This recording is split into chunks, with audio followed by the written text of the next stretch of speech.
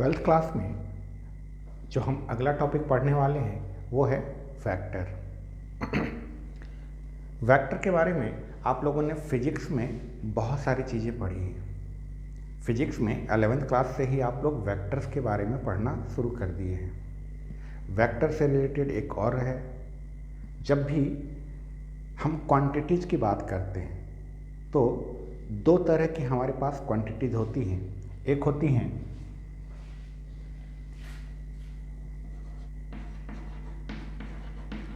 Scalar quantities, जिसे हम अदिश राशि कहते हैं। स्केलर क्वांटिटीज क्या होती हैं, अदिश राशियाँ क्या होती हैं? ऐसी क्वांटिटीज, ऐसी राशियाँ जिनमें केवल मैग्नीट्यूड हो।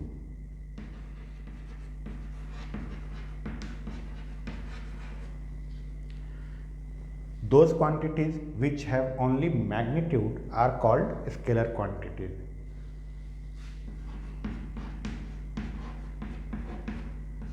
वैसी राशियाँ, वैसी भौतिक राशियाँ जिनमें केवल परिमाण होता है उसे हम स्केलर क्वांटिटीज कहते हैं।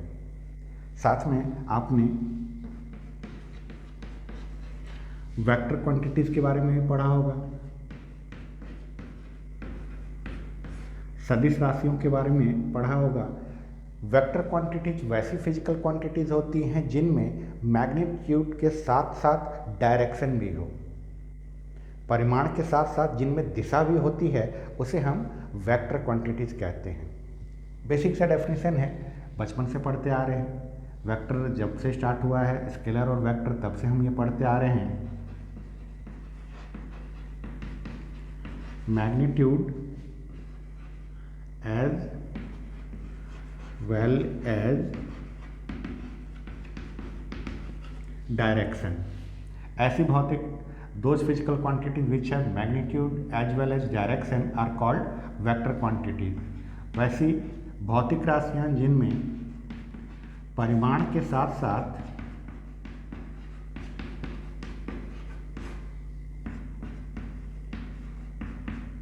दिशा भी हो उसे हम सदिश राशियाँ कहते हैं।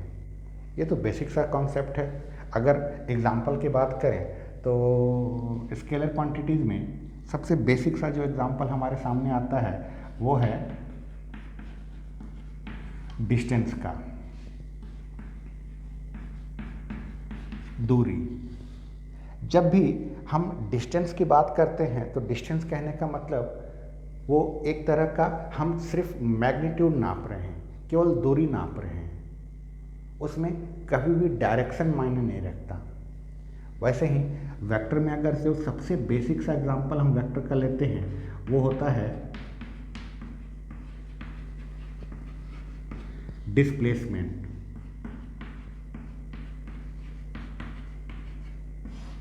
विस्थापन। अब फिजिक्स में आपने डिस्टेंस और डिस्प्लेसमेंट में बेसिक सा डिफरेंस पढ़ा होगा। मान लीजिए हमारे पास ये एक पॉइंट है, ये एक पॉइंट ए है और यहाँ पर एक पॉइंट है। यहाँ पर इस पॉइंट का नाम हम बी दे देते हैं। अब हम ए से लेकर बी तक जाना चाह रहे हैं। ए से लेकर बी तक जो हम जाना चाह रहे हैं, मान लीजिए कोई इस तरह से होते हुए बी तक पहुँचा और कोई जो है यहाँ से इस तरह से सीधे पहुँच गया। दोनों ही परिस्थितियों में, दोनों ही कंडीशंस में हम चलना चालू किए थे, ए से पहुँचे हैं हम बी तक। अगर बात डिस्टेंस की करें तो डिस्टेंस चाहे हम इधर से जा रहे हों या इधर से जा रहे हों, डिस्टेंस हमारा वही है कि हम इनिशियल हमने स्टार्ट किया था ए से, पहुँचे हैं हम बी तक। इसमें डायरेक्शन का कोई मतलब नहीं रहता, डायरेक्शन का कोई मायने नहीं रहता, हम किस रास्ते से होकर जा रहे हैं। लेकिन अगर डिस्प्लेसमेंट की बात की जाए, विस्थापन की बात की जाए, तो डिस्प्लेसमेंट क्या होता है? स्टार्टिंग पॉइंट और एंडिंग पॉइंट के बीच का जो शॉर्टेस्ट डिस्टेंस हो, जो कि स्ट्रेट लाइन में आता है, उसे हम डिस्प्लेसमेंट कहते हैं। अब डिस्प्लेसमेंट में हमारे पास स्टार्टिंग पॉइंट से एंडिंग पॉइंट के बीच का शॉर्टेस्ट, जो ये वर्ड शॉर्टेस्ट आता है, न्यूनतम दूरी। अब न्यूनतम कहने के लिए वो एकदम स्ट्रेट होना चाहिए। बेसिक सा ये डेफिनेशन 9th 10th में हम लोग जब वेक्टर क्वांटिटी पढ़ते हैं तब से पढ़ा हुआ है। एक्चुअल में मैथमेटिक्स में जब हम वेक्टर पढ़ते हैं तो मैथमेटिक्स में वेक्टर एक्चुअल में ये वेक्टर नहीं है जो हम फिजिक्स में पढ़ते हैं, है वही, लेकिन एक छोटा सा मॉडिफिकेशन यहाँ पर होता है। क्या होता है वो मॉडिफिकेशन, हम थोड़ी देर के बाद उस पर आएंगे। दरअसल केवल अगर हम इसको इस तरह से ही समझें कि वैसे जितनी भी क्वांटिटी जिसमें मैग्नीट्यूड के साथ साथ डायरेक्शन हो, क्या हम उसे वेक्टर कहेंगे? यहाँ पर एक और बेसिक सा चीज़ है जो अक्सर बच्चे पूछते हैं, जिनको अक्सर डाउट आ जाता है कि अगर मैग्नीट्यूड के साथ साथ डायरेक्शन हो तो उसे अगर हम वेक्टर कहें तो क्या एंगल यानी कोण, क्या ये एक वेक्टर क्वांटिटी है? क्योंकि जब हम 11th क्लास में एंगल्स के बारे में पढ़ते हैं तो वहाँ पर डायरेक्शन भी आता है। डायरेक्शन कैसे आता है? आप लोगों ने 11th क्लास में मैथमेटिक्स में जब ट्रिग्नोमेट्री हम स्टार्ट करते हैं, ट्रिग्नोमेट्री जब हम पढ़ते हैं तो वहाँ पर आपने देखा होगा ये हमारा एक इनिशियल रे है, प्रारंभिक भुजा है, और इस प्रारंभिक भुजा का जब घूर्णन होता है, जब हम इस इनिशियल रे को रोटेट करते हैं तो वो जो अमाउंट ऑफ रोटेशन होता है उसे हम एंगल से रिप्रेजेंट करते हैं। Amount of rotation of this initial रे इज कॉल्ड एंगल। इस प्रारंभिक रेखा का जो घूर्णन होगा उस घूर्णन के माप को हम कोण कहते हैं। मान लीजिए हमने इस लाइन को इस तरह से घुमा दिया, घुमाने के बाद थोड़ी देर के बाद ये यहाँ पर चला गया। ये जो लाइन था ये हमारा स्टार्टिंग लाइन था और ये जो आया ये हमारा फाइनल लाइन आया। यहाँ पर जो हमने इसको रोटेट किया, जो हमने घुमाया, वो इस डायरेक्शन में घुमाया। अब मान लीजिए कि कोई और रहता, किसी और के मन में आता कि क्यों ना इस लाइन को हम नीचे की तरफ घुमा दें। अगर वो इसको नीचे की तरफ घुमाता तो वो कुछ इस तरह से पाता। ये उसका इनिशियल वाला था, ये प्रारंभिक है, और ये उसका फाइनल है। यहाँ पर जो उसने इस लाइन को घुमाया है तो इधर लेकर आए। 11th क्लास में हम लोगों ने बनने के लिए तो दोनों अपने आप में एंगल ही बना है, लेकिन 11th क्लास में हमने पढ़ा था कि नहीं, ये जो है ये एंटी क्लॉकवाइज डायरेक्शन में मूवमेंट हो रहा है और ये जो है क्लॉकवाइज डायरेक्शन में है। एंटी क्लॉकवाइज कहने का मतलब कि घड़ी के सुई के उल्टी दिशा में, क्लॉकवाइज कहने का मतलब कि घड़ी की सुई की दिशा में। तो 11th क्लास में हमने पढ़ा है कि जब भी एंटी क्लॉकवाइज मूवमेंट होता है तो इस तरह से जब भी कोई एंगल बनता है उसे हम पॉजिटिव एंगल कहते हैं, धनात्मक कोण कहते हैं। और जब भी क्लॉकवाइज डायरेक्शन में कोई मूवमेंट होकर एंगल बनता है तो इसे हम नेगेटिव एंगल कहते हैं, ऋणात्मक कोण कहते हैं।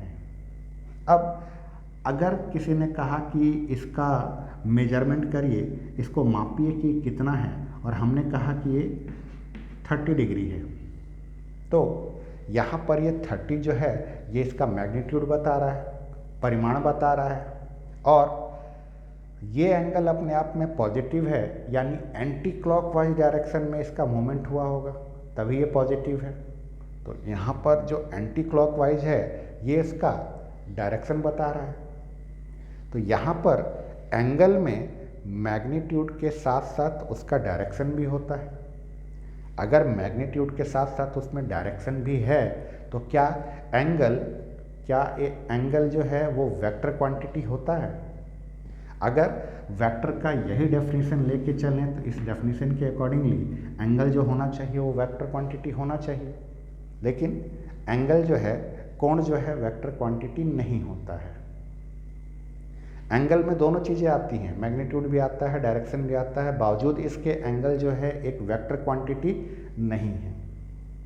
क्यों नहीं है, अभी थोड़ी देर के बाद हम इसके बारे में चर्चा करेंगे। इसके बाद एक और छोटा सा टॉपिक है जिसमें बच्चों को अक्सर डाउट होता है, करंट, विद्युत धारा।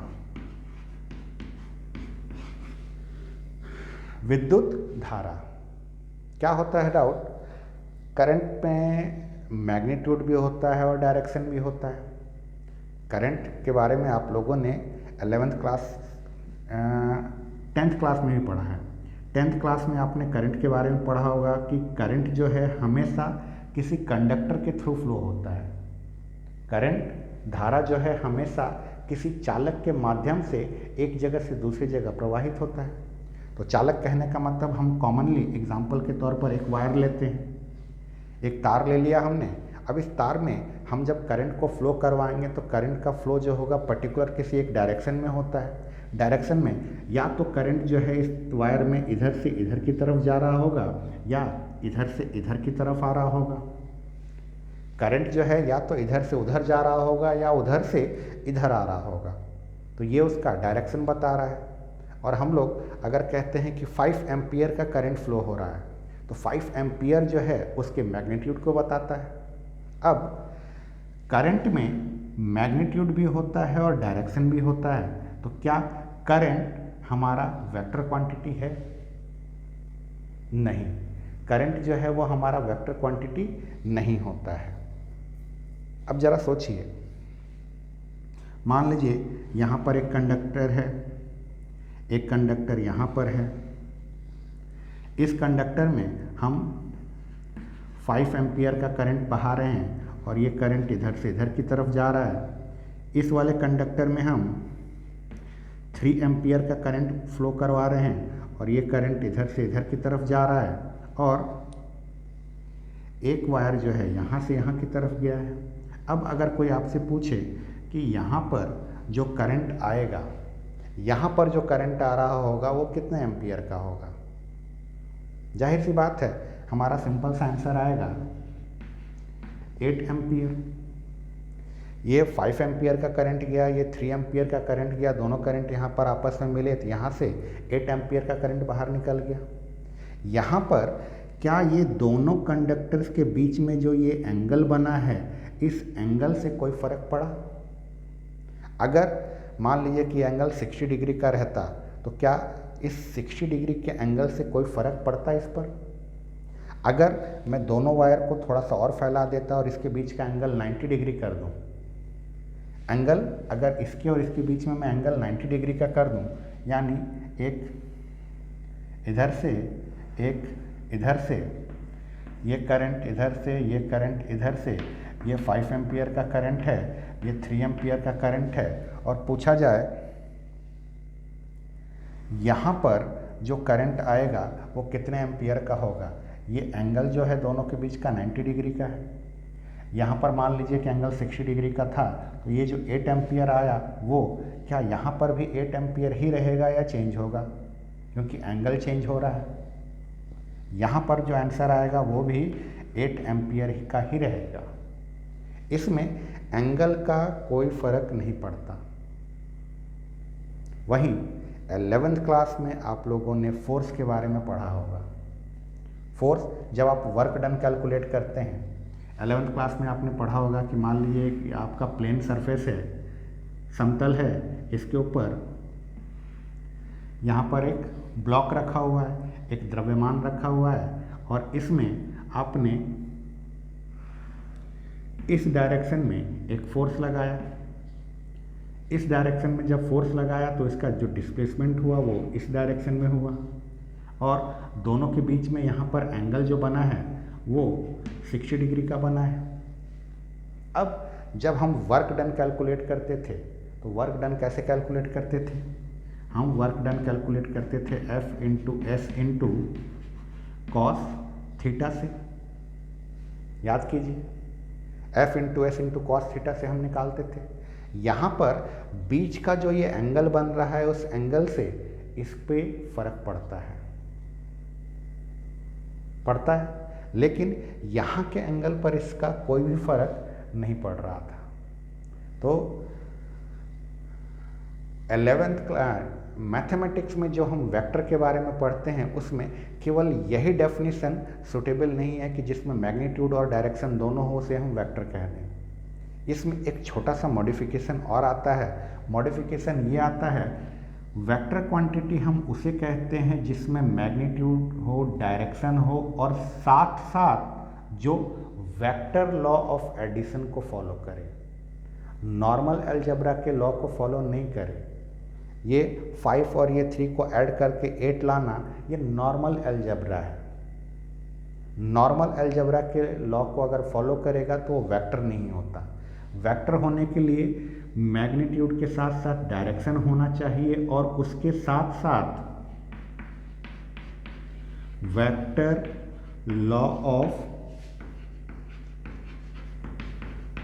एडिशन को वो फॉलो करना चाहिए। यानी सदिश योग का एक नियम होता है, बाद में हम लोग इसके बारे में चर्चा करेंगे। सदिश राशियां हम उनको कहते हैं जिनमें परिमाण के साथ साथ दिशा भी हो और जो सदिश योग के नियमों का पालन करे। सदिश योग के नियम का पालन करना ये बहुत ज़रूरी है किसी भी वेक्टर क्वांटिटी के लिए। क्योंकि करंट में मैग्नीट्यूड और डायरेक्शन दोनों हैं, लेकिन ये वेक्टर लॉ ऑफ एडिशन को फॉलो नहीं करता, इसलिए करंट जो है वो वेक्टर क्वांटिटी नहीं माना जाता। एंगल में मैग्नीट्यूड के साथ साथ डायरेक्शन भी होता है, लेकिन जब हम दो एंगल को जोड़ते हैं 30 डिग्री और 60 डिग्री, दो एंगल को जोड़ने में ये वेक्टर लॉ ऑफ एडिशन को फॉलो नहीं करता, नॉर्मल अलजेब्रा के लॉ को फॉलो करता है। 30 डिग्री और 60 डिग्री को ऐड करेंगे 90 डिग्री आता है, नॉर्मल अलजेब्रा है ये। तो एंगल जो है वो मैग्नीट्यूड और डायरेक्शन इसमें दोनों है, लेकिन चूंकि ये वेक्टर लॉ ऑफ एडिशन को फॉलो नहीं करता, इसलिए हम इसे वेक्टर क्वांटिटी नहीं कहते। वेक्टर क्वांटिटी होने के लिए मैग्नीट्यूड के साथ साथ डायरेक्शन और उसके साथ साथ वेक्टर लॉ ऑफ एडिशन को भी फॉलो करना चाहिए। इतने से बेसिक डिस्कशन के साथ मुझे उम्मीद है कि आपको वेक्टर का बेसिक कॉन्सेप्ट समझ में आया होगा कि हाँ, वेक्टर कहते किसे हैं। Magnitude as well as direction as well as vector law of addition, परिमाण, दिशा और सदिश योग के नियम का पालन होना चाहिए, तभी हम उसे सदिश राशि कहते हैं। इसके बाद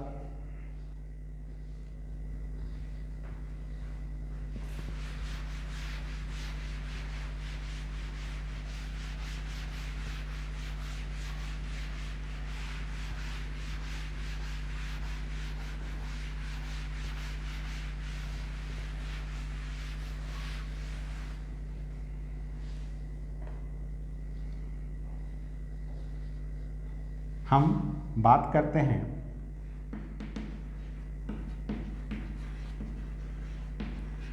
लाइन सेगमेंट के बारे में।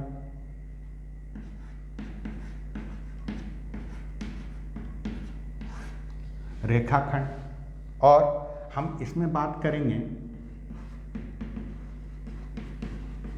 डायरेक्टेड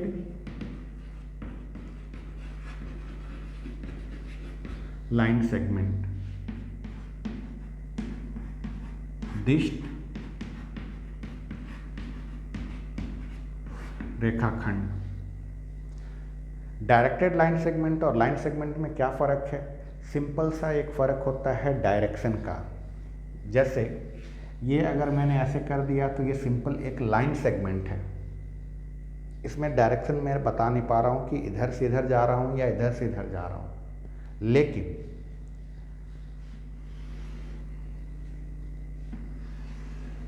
मान लीजिए यहाँ पर एक मैंने लाइन खींचा और इस लाइन में अगर मैंने इस तरह से एक एरो लगा दिया, अगर मैंने इस तरह से एक तीर का निशान लगा दिया, तो तीर का निशान लगा देने से मुझे ये समझ में आता है कि ये लाइन जो है इधर से इधर की तरफ जा रहा है। वहीं अगर इस लाइन में मैंने एरो ऐसे लगा दिया, तीर का निशान अगर मैंने ऐसे लगा दिया, तो इससे ये समझ में आता है कि ये लाइन जो है इधर से इधर की तरफ आ रहा है।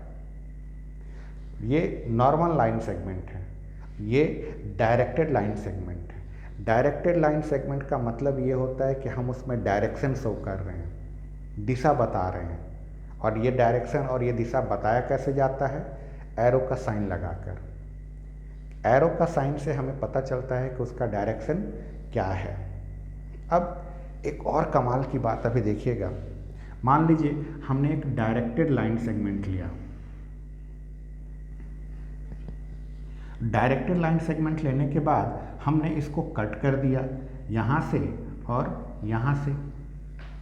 अगर हमने इसको कट कर दिया तो कट करने के बाद जो हमारे पास ये वाला हिस्सा बच रहा है, ये हिस्सा कुछ इस तरह से बचेगा। अब इस हिस्से को अगर हम ध्यान से देखें तो यहाँ से लेकर यहाँ तक जो इसका लेंथ होगा, जो इसकी लंबाई होगी, वो इसके मैग्नीट्यूड को रिप्रेजेंट करेगा। जो इसकी लंबाई होगी वो इसके मैग्नीट्यूड को रिप्रेजेंट करेगा, उसके परिमाण को रिप्रेजेंट करेगा कि कितना लंबा है। 5 सेंटीमीटर, 10 सेंटीमीटर, 15 सेंटीमीटर, 1 मीटर, जिस भी यूनिट में हम इसको नापना चाहें, सेंटीमीटर में नाप रहे हैं तो सेंटीमीटर में, मीटर में नापना चाहें तो मीटर में, मतलब हम इसको यहाँ से लेकर यहाँ तक मेजरमेंट कर सकते हैं, माप सकते हैं कि ये कितना है। और अगर माप सकते हैं तो जो भी उसका आंसर आएगा वो इसका मैग्नीट्यूड होगा। और मैग्नीट्यूड के साथ साथ ये तो इसमें डायरेक्शन भी बताया जा रहा है। तो यहाँ पर इस लाइन सेगमेंट, इस डायरेक्टेड लाइन सेगमेंट में हमें दोनों चीज़ें देखने को मिल रही हैं, मैग्नीट्यूड और साथ में डायरेक्शन। यानी यहाँ पर हमें परिमाण देखने को मिल रहा है और परिमाण के साथ साथ एक दिशा भी देखने को मिल रही है। तो परिमाण के साथ साथ जो कि दिशा भी है, तो यही हमारा वेक्टर को रिप्रेजेंटेशन होता है। हम किसी भी वेक्टर को इस तरह से रिप्रेजेंट करते हैं, किसी भी सदिश राशि को हम इस तरह से निरूपित करते हैं। कैसे? मान लीजिए हमने इस पॉइंट का नाम ए दे दिया और इस पॉइंट का नाम बी दे दिया। तो किसी भी वेक्टर को, किसी भी सदिश राशि को रिप्रेजेंट करते समय, प्रदर्शित करते समय, हम उसे ए बी और ए बी के ऊपर में इस तरह से एक तीर का निशान बना दिया जाता है। ये तीर का निशान जो है उसके डायरेक्शन को बताता है, ए से बी की तरफ। वहीं अगर बी ए लिखकर हम इस तरह से निशान बना दें तो इसका मतलब होगा बी से ए की तरफ, बी से ए की तरफ। बी से ए की तरफ के लिए कभी भी आप ऐसे मत लिखना, ये ऐसे ए बी लिखकर एरो को उल्टा मत लगाना। बी से अगर ए की तरफ बताना है तो उसे बी ए लिखकर ऊपर में इस तरह से एरो बताया जाता है। हमेशा क्या होता है, स्टार्टिंग पॉइंट को पहले बताया जाता है और एंडिंग पॉइंट को लास्ट में बताया जाता है। स्टार्टिंग पॉइंट को पहले और एंडिंग पॉइंट को लास्ट में। वेक्टर को हम इस तरह से भी रिप्रेजेंट कर सकते हैं और स्मॉल लेटर्स के ऊपर में एरो लगाकर भी रिप्रेजेंट करते हैं। स्मॉल लेटर्स के ऊपर में मतलब vector A, vector B, vector D, vector C, हम इस तरह से भी वेक्टर को रिप्रेजेंट कर सकते हैं। अगर कैपिटल लेटर्स के रूप में रिप्रेजेंट करना है तो कैपिटल लेटर्स में स्टार्टिंग पॉइंट और एंडिंग पॉइंट दोनों रहने चाहिए। नहीं तो ये A B C D small के रूप में जब हम रिप्रेजेंट करते हैं तो ये उसके बीच के पूरे मैग्नीट्यूड को रिप्रेजेंट करता है। यानी अगर मैं यहाँ से लेकर यहाँ तक इसको मैं ए बी लिखूँ तो मैं इसको, इस लेंथ को वेक्टर ए के रूप में रिप्रेजेंट कर सकता हूँ। इसे या तो मैं ए बी वेक्टर ऐसे लिख सकता हूँ या सिंपली मैं इसे वेक्टर ए लिख सकता हूँ। रिप्रेजेंट करने के लिए वेक्टर को हम इस तरह से रिप्रेजेंट करते हैं। अब ध्यान हमेशा इस बात का रखिएगा कि किसी भी वेक्टर में दो चीज़ें होती हैं। किसी भी वेक्टर में दो चीज़ें होंगी। क्या क्या? मैग्नीट्यूड और उसका डायरेक्शन। मैग्नीट्यूड जो है उसके बीच के डिस्टेंस को रिप्रेजेंट करता है। जो उसका स्टार्टिंग पॉइंट है और जो इसका एंडिंग पॉइंट है उसके बीच का जो डिस्टेंस है उसे रिप्रेजेंट करेगा। और ये डिस्टेंस स्ट्रेट लाइन में होना चाहिए। डिस्टेंस जो है ये स्ट्रेट लाइन में होना चाहिए। जैसे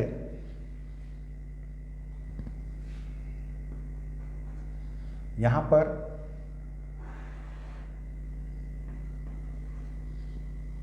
हमने यहाँ से लेकर यहाँ तक 5 यूनिट का एक लाइन सेगमेंट खींचा। 5 यूनिट का लाइन सेगमेंट खींच देने पर जब तक हम इसमें डायरेक्शन नहीं बताएंगे तब तक ये वेक्टर में कन्वर्ट नहीं होगा। केवल 5 लिख देने से ये वेक्टर क्वांटिटी नहीं बनेगा। ये 5 जो है इसके मैग्नीट्यूड यानी इसके लेंथ को बता रहा है। डायरेक्शन बताने के लिए हमको इसके ऊपर एरो लगाना पड़ेगा। तो एरो जो है हम इस तरह से लगा सकते हैं। किसी भी वेक्टर को रिप्रेजेंट, किसी भी वेक्टर में चूँकि दो चीज़ें होती हैं, उसमें मैग्नीट्यूड होता है और डायरेक्शन होता है। तो मैग्नीट्यूड के लिए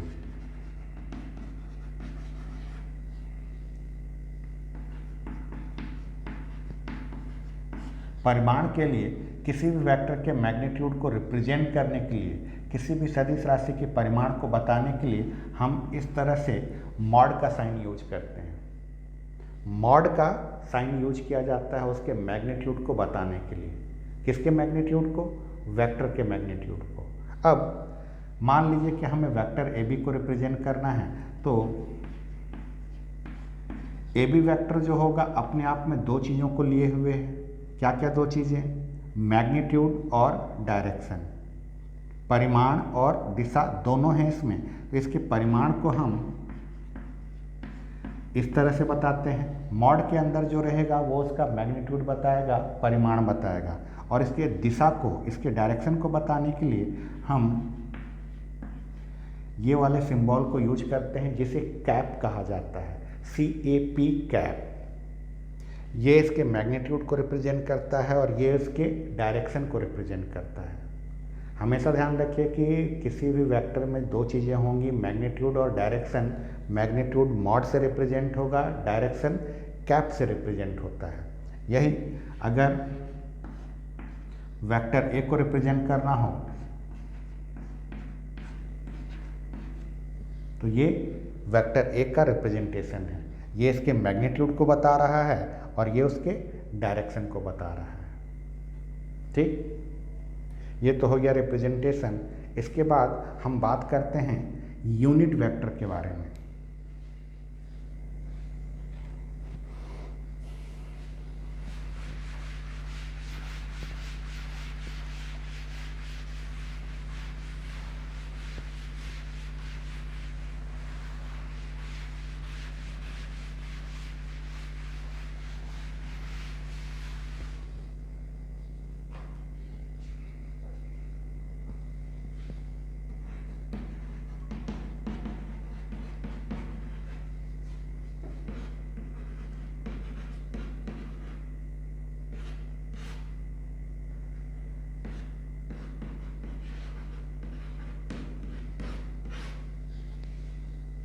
इकाई सदिश, यूनिट वेक्टर क्या होता है? कोई भी ऐसा वेक्टर जिसका मैग्नीट्यूड 1 हो, कोई भी ऐसा वेक्टर जिसका मैग्नीट्यूड 1 हो उसे हम यूनिट वेक्टर कहते हैं। मैग्नीट्यूड कितना होना चाहिए? 1 होना चाहिए। अब किसी भी वेक्टर का मैग्नीट्यूड अगर 1 है तो उसे हम यूनिट वेक्टर कहते हैं। लिखा कैसे जाता है यूनिट वेक्टर को? अभी अभी आपने देखा किसी वेक्टर को रिप्रेजेंट करने के लिए हम उसे इस तरह से रिप्रेजेंट करते हैं। ये हमारे किसी भी वेक्टर का रिप्रेजेंटेशन है। किसी भी सदिश को हम इस रूप में प्रदर्शित करते हैं। अब यूनिट वेक्टर के लिए उसके मैग्नीट्यूड को 1 बनाने के लिए जितना उसका मैग्नीट्यूड है, अगर मैं उसी मैग्नीट्यूड से उसमें डिवाइड कर दूं, जैसे अगर मैग्नीट्यूड 5 है तो मैं 5 से ही अगर उसमें डिवाइड कर दूं तो 5/5 कैंसिल होकर 1 आ जाएगा। अगर उसका मैग्नीट्यूड पहले से 10 है तो मैं अगर उसमें 10 से ही डिवाइड कर दूं तो 10 में 10 से डिवाइड करने पर 1 आएगा, तो उसका मैग्नीट्यूड 1 हो जाएगा। तो यूनिट वेक्टर को रिप्रेजेंट करने के लिए हम लोग यूनिट वेक्टर को एक कैप से रिप्रेजेंट करते हैं, और इसका मतलब होता है कि किसी भी वेक्टर में उसी वेक्टर के मैग्नीट्यूड से डिवाइड कर दें। किसी भी वेक्टर में उसी के मैग्नीट्यूड से अगर डिवाइड कर दिया जाए तो जो आता है वो हमारे पास यूनिट वेक्टर आता है। समझिएगा इस बात को। किसी भी वेक्टर में दो चीज़ें हैं, दो चीज़ों में मैग्नीट्यूड और डायरेक्शन दोनों आ रहा है। अब हमें मैग्नीट्यूड को 1 करना है, तो मैग्नीट्यूड को 1 करने का सबसे आसान तरीका यही होता है कि जितना मैग्नीट्यूड है उसका उसी से डिवाइड कर दिया जाए। जितना परिमाण उसका है, अगर उसका लंबाई 5 है तो 5 से डिवाइड कर दीजिए, 5 में 5 से डिवाइड करेंगे तो 1 आ जाएगा। ऐसा सदिश जिसका परिमाण 1 हो उसे हम इकाई सदिश कहते हैं। सिंपल सा चीज़ है।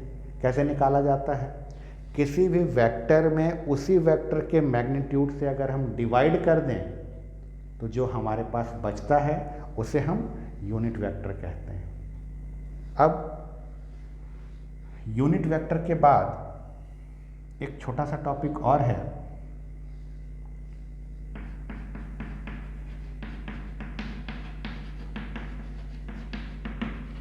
मल्टीप्लिकेशन ऑफ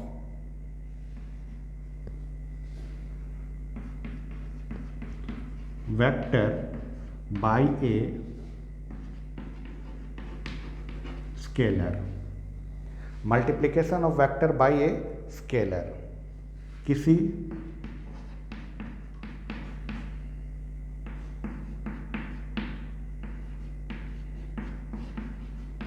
सदिश में